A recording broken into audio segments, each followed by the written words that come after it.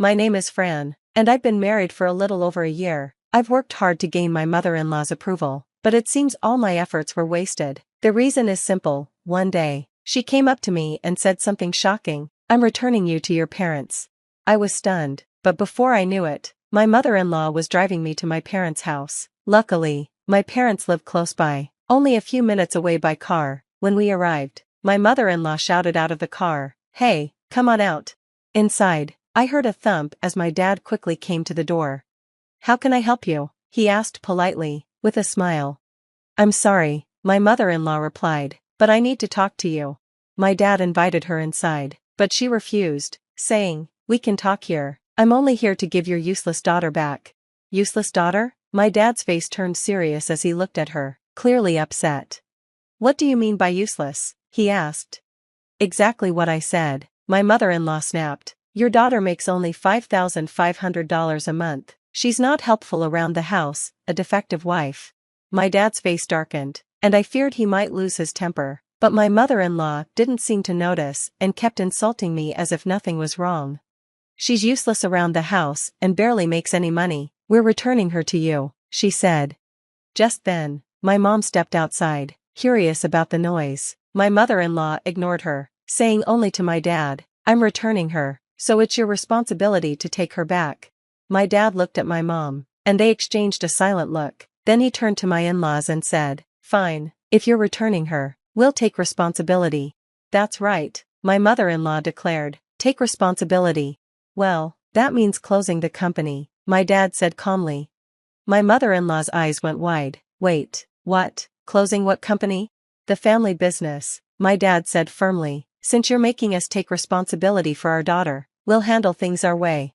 I watched my dad, knowing how serious he was. When he made a promise, he always followed through, no matter how hard it was. I knew he'd keep his word, especially when it came to me, because he's always been devoted to me. His devotion started in my childhood. I was very weak and sickly, getting fevers and needing to stay in bed often. Sometimes, I'd be too sick to go to school for weeks, so my mom would stay by my side, and my dad would be too worried to work. This happened often, and I think it made my parents even more protective of me. Even though I was frail, my parents did their best to make me happy. They filled my room with books, video games, and other things to keep me occupied. My older brother was even a bit jealous of all the attention and gifts I got. I was the only one in the family who got so many things to keep me entertained. My favorite was my dad's old laptop, which he used for work. Since it was second-hand, it might not have been the best for a regular user, but as an elementary school kid, it was perfect. I could draw, play games, and even go online to explore the world. Spending most of my time in bed, the computer opened up a whole new world to me. There was so much out there that I'd never seen before. I thought, maybe I can make my own world here. It's a memory that still makes me smile. That's how my interest in computers began. At first, I just drew simple pictures, but soon I got into computer graphics and was fascinated by 3D designs. I kept learning and improving my skills until I eventually became a graphic designer. Even though I was physically weak, I realized that I could do this kind of work from home. After high school, I started working as a graphic designer from my bedroom, but at first, it was tough. I was self-taught, had no specialized training, and didn't know how to find clients. My health made it hard to work a regular job, so I had to take on projects that I could handle at my own pace. I spent countless hours researching online, putting in effort day after day. Over time, people began to notice my work. Some clients would return or introduce me to new clients, and my work gradually started feeling like a real job. 5 years passed, and as my work became more popular, I felt a huge sense of relief. Around that time, my dad came to me with a proposal. "Would you like to create an ad for a construction company?" The offer surprised me. My dad owns a small construction company that used to focus on building new houses, but now mainly handles home remodeling. The company is small, just my dad, mom, and brother, but it's well known in the neighborhood. "Are you sure you want me to do it? Will I get paid?" I asked. "I'm not asking just because you're my daughter. I believe you have a great eye for advertising," he said. I felt proud to be recognized for my design skills, but more than that, I felt truly accepted. I created an ad that was printed in the local newspaper, and I also built a simple website for the company and posted the ad there. We weren't known outside the area, but locals started noticing. Some would even say, "I saw your ad. It's really nice." Hearing that made me so happy. Later, the ad was turned into a poster, which was displayed at the company's entrance and on bulletin boards maintained by the local community association.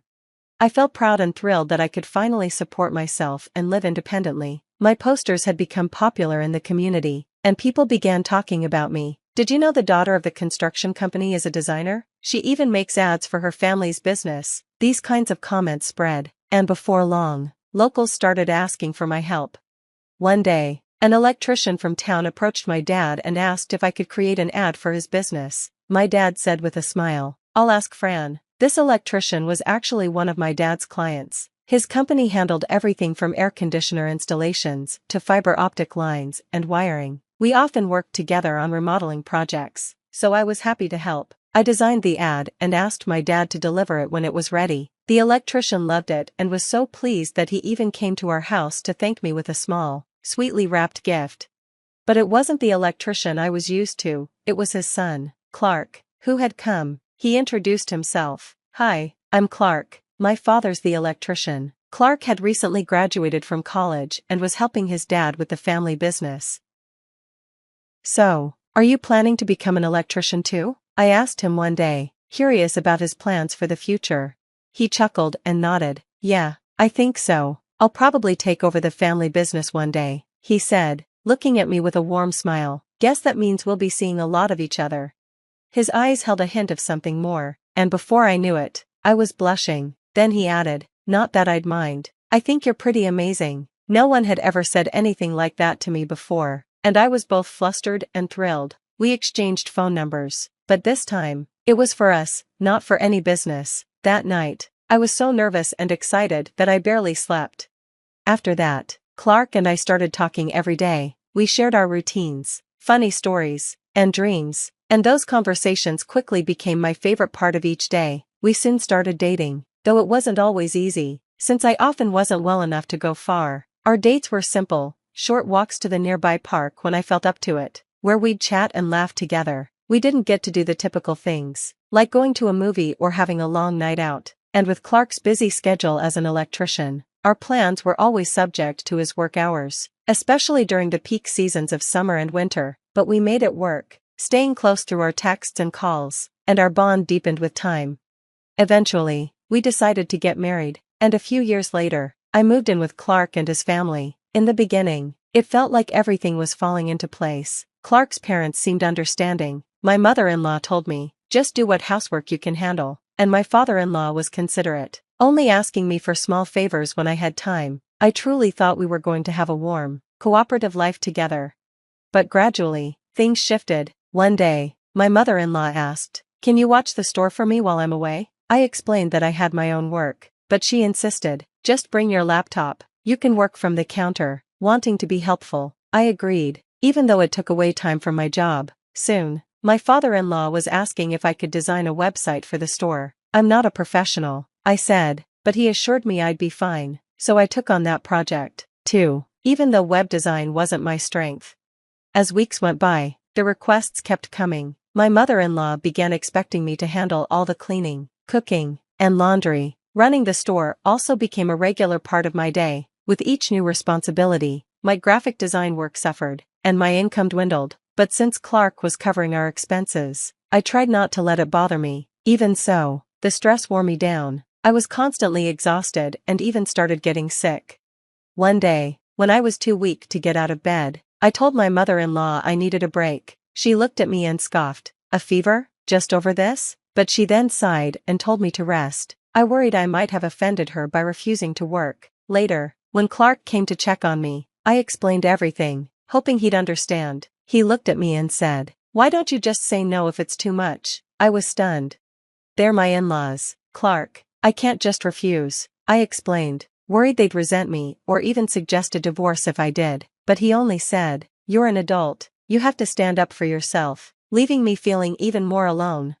When I recovered, I continued doing as my in-laws asked, hoping my efforts would eventually earn their approval. One day, my mother-in-law suddenly asked, "Fran, how's your work going?" Thinking she was just making conversation, I told her I was still managing, though at a slower pace. She then asked, "How much are you making right now?" I felt uncomfortable. Wasn't that a private question? but she explained, with prices going up, it'd help if you could contribute a bit to household expenses. I was shocked, as their business seemed to be thriving, but not wanting to cause trouble. I hesitantly said, I'm only making around $500 a month since I'm handling most of the housework. Her face flushed with anger. Only $500? And you're hardly doing any housework, she said sharply. I felt hurt and tried to explain that I did most of the cooking, cleaning, laundry, and managed the store. She ignored me and went to get my father-in-law. Minutes later, they both returned and announced they'd be returning me to my parents. I was stunned as they drove me to my parents' home and told my father they were sending me back. My father listened and then calmly replied, fine, if that's what you want, I'll close my construction company. My in-laws tried to argue, but my father wouldn't back down. Frustrated, they finally left, calling me a useless wife and saying I wasn't welcome back. Heartbroken, I looked to my father, who gently said, maybe it's time to consider a fresh start. Fran. Days passed, and I still hoped Clark might come for me, but all I received was a single message, let's get divorced. Shocked, I tried reaching out, but he never replied. His lawyer handled the rest, and I reluctantly agreed to the divorce terms. In less than a year, my marriage was over. Following this, my father closed his construction company as he had promised. Thankfully, my brother stepped in, reopening it under a new name and cutting ties with Clark's family. Rumors about my in-laws' treatment of me started circulating, and clients gradually drifted away from their business, choosing instead to work with the electricians partnered with my brother. Clark's family began to struggle as their reputation faltered, and soon they were losing clients altogether. My family and I saw it as justice for how they'd treated me. Then, one summer day, something unexpected happened. We received a call from a client, the air conditioner seems broken. My brother went to inspect it, only to find that someone had deliberately damaged the unit. He reported it to the police and replaced the unit, but soon, other clients experienced similar issues. Eventually, my brother provided clients with video intercoms to monitor the situation. Within days, footage captured the culprits, Clark's parents, who confessed to sabotaging the air conditioners in order to create more work for their business. Their actions backfired, leading to their arrest and the collapse of their business. Today, I'm focused on my own life. I work as a graphic designer and help at my brother's store, free from any in-laws' demands. My father, who retired, often checks on me with a concerned, "Are you okay? Do you need anything?" His support, though constant, is a reminder of how loved I am. I playfully suggested he help at the store if he was so concerned, and to my surprise, he agreed. Now, my father and I work alongside my brother, building a new chapter for our family. We've been through so much, but in the end, I'm surrounded by people who truly care for me, and for that, I'm grateful.